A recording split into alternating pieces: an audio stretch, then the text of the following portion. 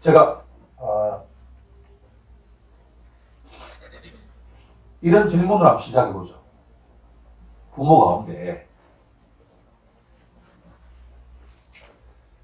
자기 자녀가 어리석은 자, 미련한 자가 되길 바라는 부모가 있을까요? 없죠. 그렇죠? 근데 본문에 나오는 사람 이름이 뭐예요? 나발. 어리석은 자. 이게 25절에 가면, 우리가 읽지 않은 25절에 가면 아내인 아비가일이 뭐라고 하냐 그러면 자기 남편 보고 그의 이름이 나발이라. 그런 미련한 자니라 라고 얘기하죠. 학자는 뭐라고 하냐 그러면 원래 이 사람의 이름이 있었다라고 하는 거예요. 홍길동이라는 이름이 있었어요.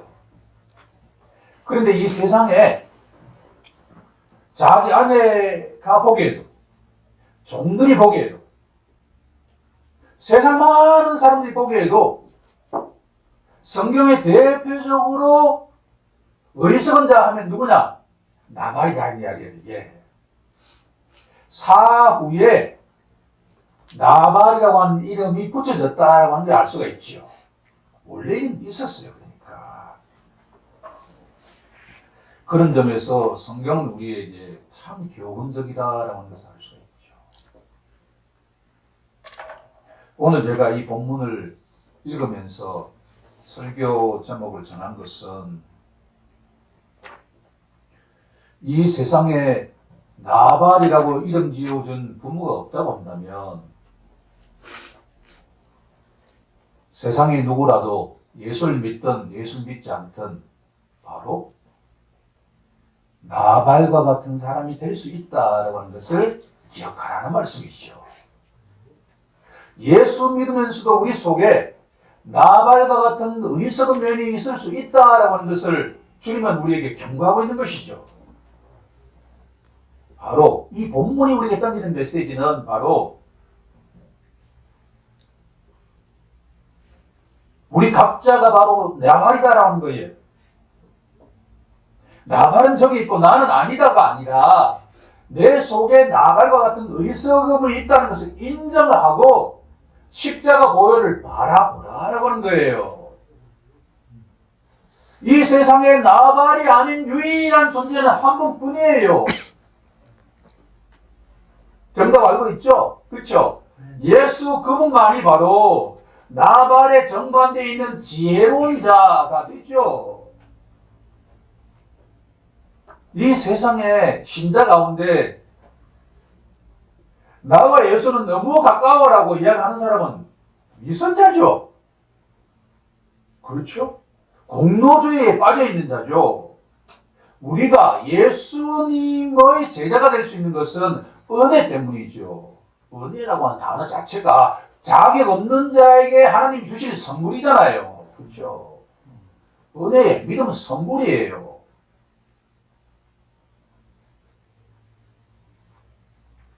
자, 본문 3절을 중심으로 오늘 이야기를 좀 풀어나가기로 합니다. 거기에 한 가정에 아내 이름과 남편 이름이 있는데,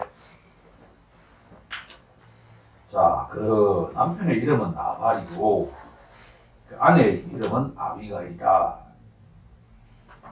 아비가일이라고 하는 이름의 뜻은 아버는 아버지예요.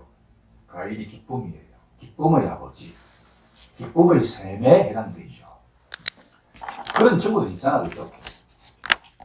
어떤 친구가 어떤 모임에 들어오면 그 친구만 오면 막 기쁨이 쫙 일어나. 다 얼굴이 다 환해져. 그쵸? 그런 친구가 있죠. 바로 이 아비가일이 그런 존재였어요. 그러니까 이 아비가일이 가면 거기에 기쁨이 가득한 것과 같은. 여자는 총명했다. 남자는 완고했다. 대비되고 있죠? 한쪽은 총명했다. 한쪽은 완고했다. 왕고의 반대말이 총명이에요. 총명의 반대말이 왕고함이에요. 이 대비되는 거예요. 그렇죠? 한쪽은 총명, 한쪽은 왕. 또 한쪽은 아름답다. 다른 한쪽은 행실이 악했다. 그러니까 여기서 아름답다라고 하는 건 선하다의 의미에 가깝죠. 한쪽은 선했고 한쪽은 악했다.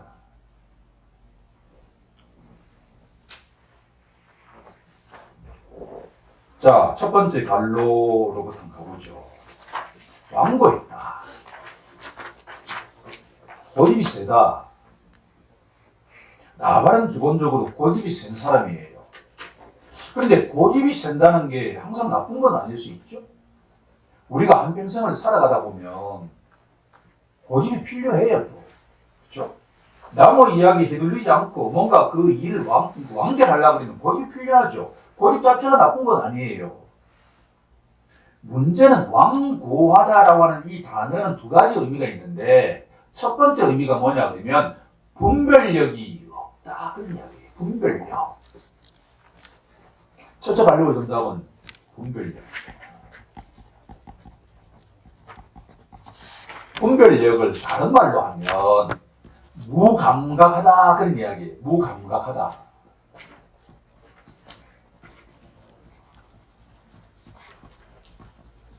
우리 허리띠 가죽 있잖아요. 가죽은 탄성치가 없어요. 딱딱해요. 신축성이 전혀 없어요. 나발의 마음이 어떤 상태였냐고 하면 무감각해. 플렉서블 하지 않다는 이야기예요. 제가 성경을 읽을 때마다 1절이 왜 쑥 들어왔지? 그런 질문을 항상 했죠. 아니, 사무엘이 죽었다. 그러고 난 뒤에 이 나발 이야기가 쭉 나와. 아, 이게 뭐지? 뭔가 의미는 있을 텐데 이번 설교 준비하면서 여기는 중요한 메시지가 숨겨져 있다는 걸 알게 되었죠. 여기서 분별력이 없다는 이야기는 뭐냐 그러면 무감각하다는 이야기는 뭐냐 그러면 세상에 어떻게 흘러가는지 몰라 이 남자는. 직접 이야기하면 사무엘이 죽었다라고 하는 것과 이 나발하고는 관계가 없어. 아, 사무엘이 죽은 게 무슨 상관이냐는 이야기예요. 그렇죠. 우리의 모습 아닌가요? 그런데 총명했다라는 이야기는 뭐냐 그러면 아비가일은 사무엘이 죽였다라는 게 무슨 영적 의미가 있는지 정확하게 알았다라고 하는 거예요. 아니, 한 달에 사사가 죽은 게 무슨 나하고 상관이냐라고 질문하면 아무 할 말이 없을 수 있지만 여기에는 중요한 영적 의미가 있다는 거예요. 사무엘은 마지막 사사예요. 마지막 사사. 재판관. 하나님의 대리 통치자였던 이 사사 마지막 사람이에요. 사사 시대가 끝나면 무슨 시대가 오냐 그러면 바로 왕정 시대가 온다는 왕정 시대. 새로운 시대가 왔다는 거예요. 이미 이제 사사 시대가 끝나고 왕정 시대가 시작되었다라고 하는 성경의 그 변화를 뭐라고 이야기하는가? 심플하게 사무엘이 죽었다라는 이야기로 답하고 있죠.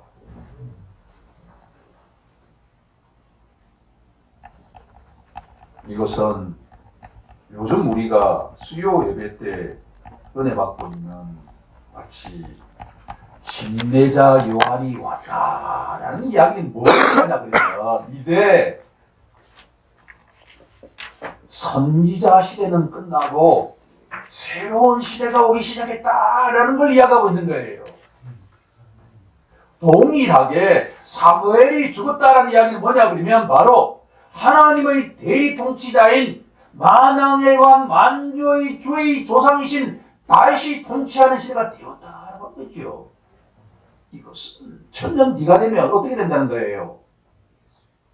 메시아가 이 땅에 와서 이 세상을 통치하는 것을 알고 있다라고 말해요. 물론 아비가일이 끝까지 알았다고 보기는 어렵지만 분명한 사실은 뭐냐면 완고한 남자는 시대가 어떻게 흘러가는지를 전혀 무감각했다고 그러면 총명했던 그 안에는 바로 영적인 눈이 열려가지고 이제 본격적인 왕정시대가 되었는데 그 왕정시대의 주인이 누구냐라고 하는 거예요. 바로 소년 다시다라고 하는 것을 아비가일은 알았던 것이요. 어떻게 알았을까요? 아비가일이 똑똑해서? 아니시오. 그 정답은 뭡니까? 아비가일의 마음에 딱딱하지 않았다는 거예요. 아비가일의 마음은 가난했죠.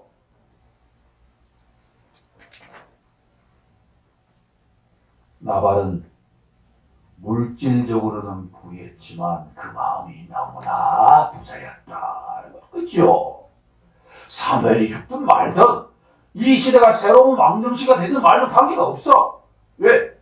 양이 3,000마리를 있는데 무슨 걱정이에요? 그러니까 이게 아무 걱정 것이 없는데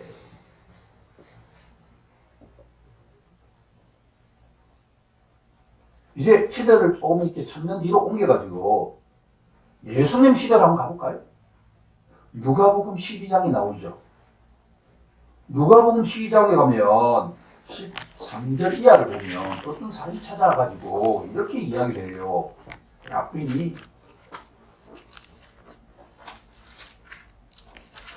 아버지가 유산을 물려주었는데 형이 다 가지를 봤는데 어떡하면 좋습니까? 절박하지 않나요? 그렇죠? 아니 그 재산을 다 형이 다 가지고 한다고 하니까 이 동생 입장에서는 얼마나 절박해요. 그러니까 납빈 예수님께 찾아가지고 이걸 좀 조정해 달라고요. 예수님께서 그 사람을 거절하지 않고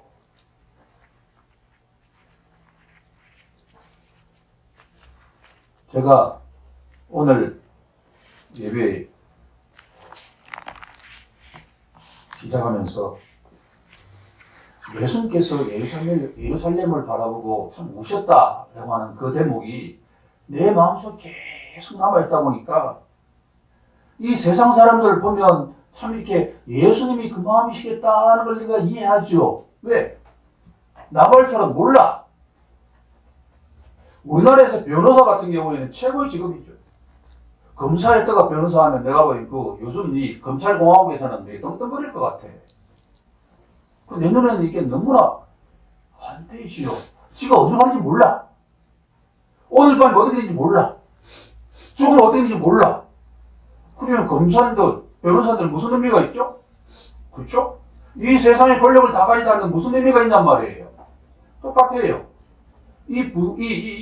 그래서 예수님이 뭐라고 말씀하십니까? 15절에 보면, 누가복음 12장 15절에 보면, 사람의 생명이 그 소유의 넉넉한 데 있지 아니하다. 말씀하시죠. 사람의 영원한 생명은 나발이 갖고 있는 3,000마리 양에 해석된 게 아니란 거예요. 무엇에 해석되는가? 바로 참 생명이신 누구예요? 예수를 만나야만 생명이 있죠. 아니 양 한 마리도 없어서 좋아요. 그러니까 거지 나사로처럼 양은 한 마리도 없어. 근데 그 마음속에 믿음을 통해서 예수가 있어. 누가 진정한 생명을 갖고 있냐는 말이에요. 예수님의 포인트는 이거죠. 눈에 보이는 양이 중요한 게 아니라 내 영혼이 가난하냐 안 가난하냐 그 이야기예요. 영혼이 가난한 자는 뭐냐면 예수의 손을 붙잡죠. 내가 아무것도 없는데 그러니까 오늘 딱 떠나는데 예수를 잡아야만 영생을 누린다고 한다면 안 잡는 게 바보 아니에요?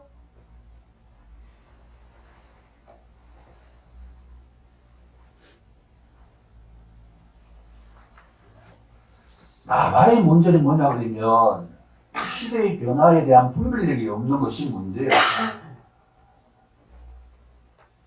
3절에 보면 그가 누구 족속이라고 있죠? 갈렙의 족속이었더라. 갈렙이 누굽니까? 가나안 정복 때 그 노익장을 들으면서 내가 나이가 80이 되었지만 내가 가나안 정복에 첫 번째로 가서 정복하겠나이까 라고 해서 하나님으로부터 인정받은 자가 바로 갈렙 아닙니까? 그 갈렙의 후손이라는 이야기는 어떻게 살아가야 돼요? 언약의 백성들은 어떻게 살아가야 되냐 말이에요. 율법에 뭐라고 말하고 있냐 말이에요.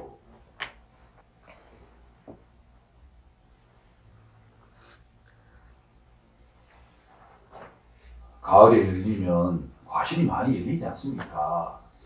그런데 율법에 그거 다 따지 마라. 너 그거 다 따지 말고 가난한 사람이 떨어진 거 좀 먹도록, 심지어 짐승들도 먹을 수 있도록 그렇게 해라. 그게 율법의 정신이죠. 그렇죠? 배고픈 자가 와서 밥을 달라 그러면 어떻게 해야 돼요? 밥을 주는 게 그러니까 인지상정이죠.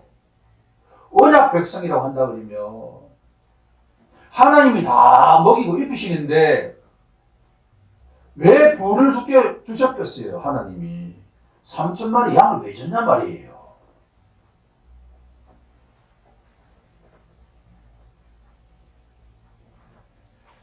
잠언서에 우리에게 참 귀한 말씀이 있지 않습니까? 그죠?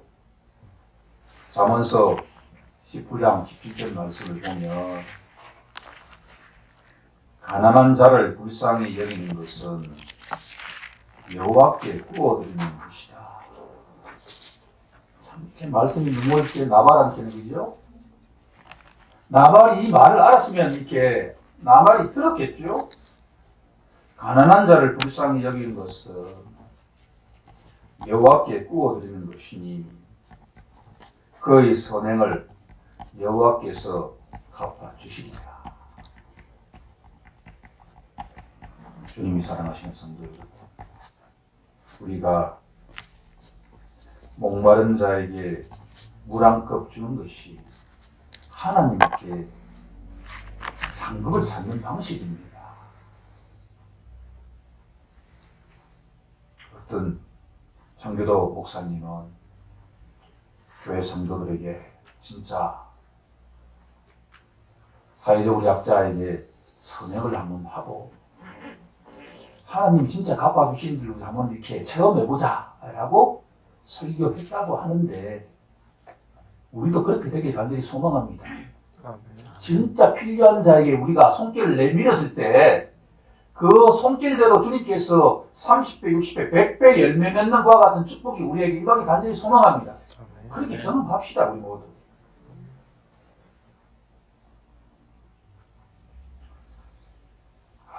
나발이 문제가 뭐냐 그러면 분별력이 없다는 게 첫 번째 문제라고 한다면 두 번째 문제는 뭐냐라고 질문한다면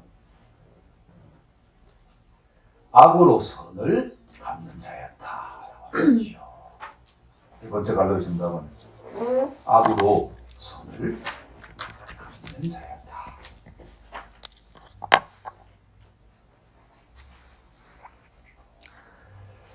이게 유대인들에게는 양털 깎는 것과 같은 계절이 최고의 잔치예요.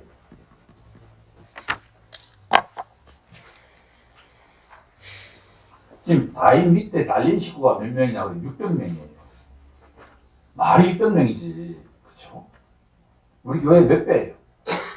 그 정도 딸린 식구가 있는데 옆에 부자인 나발이 있어요. 그런데 오랫동안 그 나발이 양치는데 울타리 역할을 해줬다는 거예요. 옆에 여러 가지 노략질을 할 수 있음에도 불구하고 안 하고 보호해줬다. 종들이 다 알아. 그런데 옛날에 우리 어린 시절에 우리 집이야 그렇게 가난하진 않았지만 동네에 보면 명절이 되어야 소고기국을 먹는다고요. 소고기국을. 그렇죠. 이 다윗과 그 600명이 야 옆에 양털을 깎고 야 이제 그래도 이 고기 국물을 먹겠구나 기대하고 소년을 보냈어요. 자, 그런데 성경적으로 삼중적인 축복을 해요. 6절을 보면 너는 평강하라. 내 집도 평강하라. 내 소유의 모든 것도 평강하라 라고 전하죠. 만왕의 왕 만주의주이신 예수 그리스도의 그 조상인 다윗, 왕정시대의 초대 왕인, 이미 하나님으로부터 기름 부음을 받은 그 다윗을 통해서 삼중적인 축복을 하는데, 나발이라는 자가 하는 말이 10절에 한번 보면 삼중적으로 답해요. 삼중적인 축복을 했는데 삼중적으로 답해요. 첫 번째 뭐냐 그러면 다윗은 누구냐? 이 이야기는 다윗을 안다는 이야기죠. 그렇죠? 너는 평강하라 고 축복을 했는데 다윗이 누구니? 내 집도 평강하라 라고 축복을 했는데, 두 번째가 이새의 아들은 누구냐? 누굴 안다는 이야기죠? 다윗의 아버지는 안다는 이야기죠. 그렇죠? 내 집이 평강할지어다 라고 축복하는데 네 아버지가 누구냐? 이새지. 이런 이야기예요. 세 번째, 내 소유의 모든 것도 평강하라 라고 하는데, 요즘에 자기 주인을 떠난 반역자가 많아. 이 이야기예요.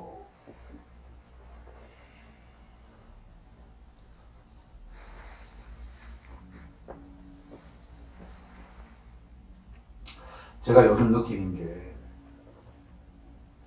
사람은 누구라도 이 땅을 떠날 때까지 양육을 받아야 됩니다. 이건 여러분들 이야기가 내 이야기예요. 목사인 저도 이 땅을 떠날 때까지 훈육을 받아야 돼요. 배울 게 너무나 많죠.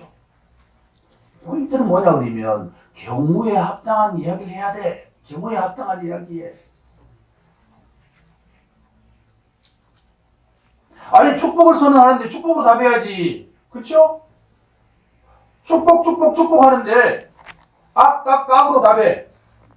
이게 누구냐? 나발이야. 자, 그러면 이게 나무 이야기인가요? 누군가 나에게 축복을 선언하고 축복을 주는데 나는 거기에 축복을 답했냔 말이에요. 이 본문에 나와 있는 나발이 나무 이야기가 아니다 라고 하는 게 주님의 메시지예요. 제가 보기에 나발이 바로 내 자신이라는 이야기죠. 한국의 크리스천은 내가 보기에 여기에 자신 있게 답할 사람 나올 수 있겠느냐는 이야기예요. 목회자든 병신들든 관계가 없어요. 믿음이 있는 자는 성경 뭐라고 합니까? 믿음의 덕을 더해라. 베드로후서 1장 5, 6절에 뭐라고 합니까? 믿음의 덕을 더하란 말이에요. 한국 크리스천들이 그렇게 믿음이 좋은데 왜 덕이 없냐는 이야기예요. 세상 사람보다 못해. 나의 이야기야. 나의 이야기. 다른 사람 이야기가 아니라. 갈렙의 후손인 나발 이야기예요. 갈렙의 후손인. 우리 조상은 갈렙이야 라고 자리 믿겠죠. 그렇지 않나?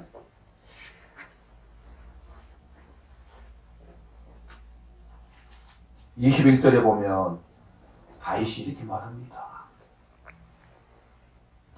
그가 악으로 나의 선을 갚는도다. 우리 모두 나발처럼 선을 악으로 갚지 않는 우리 모두에게 간절히 소망합니다. 아멘. 세 번째, 다윗은 참 이게 너무나 내 마음에 들어.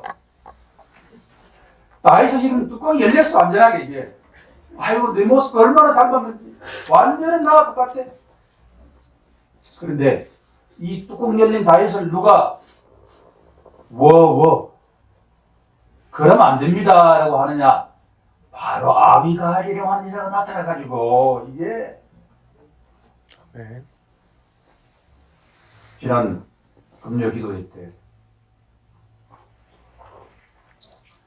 제가 말씀을 전했던 내용이지만 23절부터 나와 있는 내용이 아비가일이 어떻게 대응했는지를 알고 있습니다.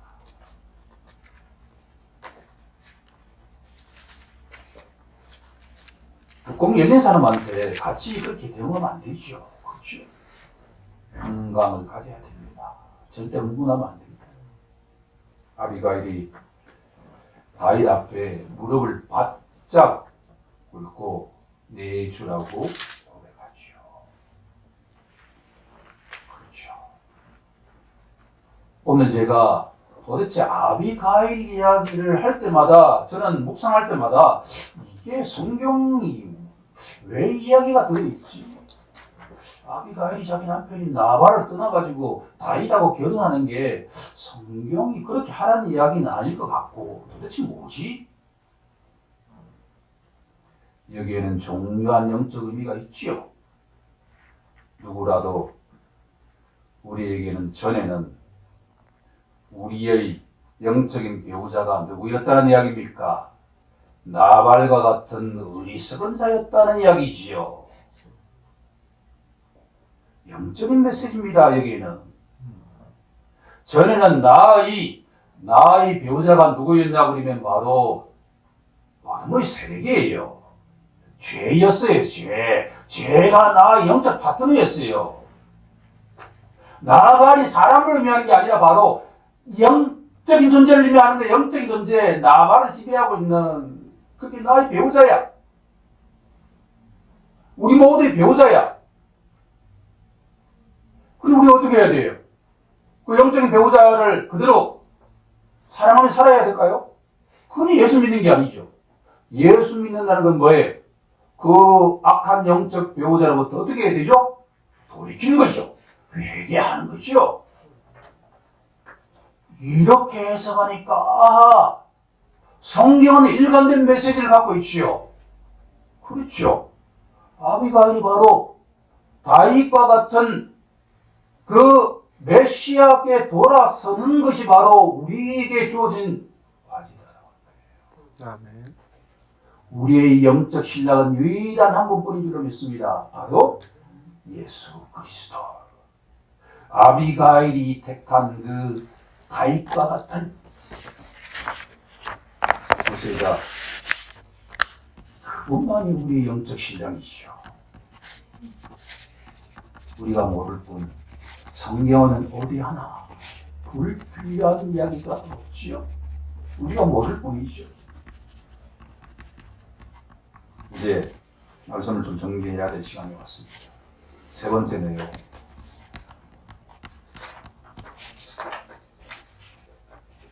아비가일의 존재를 통해서 다윗이 자신이 직접 나발에게 원수를 갚고자 했던 것을 포기하자. 원래의 다윗의 모습으로 돌아오자. 주님 안에서 평강을 누리는 자가 되자. 그 원수를 누가 갚으셨다는 거죠? 하나님이 직접 나발과 같은 은혜도 모르는 자, 악으로 선을 갚는 자, 시대의 분별력을 전혀 갖고 있지 않는 나발과 같은 사람을 누가 징벌하시냐 그러면 바로 하나님이 직접 징벌하시죠. 아멘. 우리 38절을 한번 합독해 볼까요? 시작. 한 열흘 후에 여호와께서 나발을 치심에 그가 죽으니라. 세 번째 마지막 갈로의 정답은 하나님의 징벌을 성경은 일관되게 선포하지 않습니다. 원수를 직접 징벌하려고 하지 마라.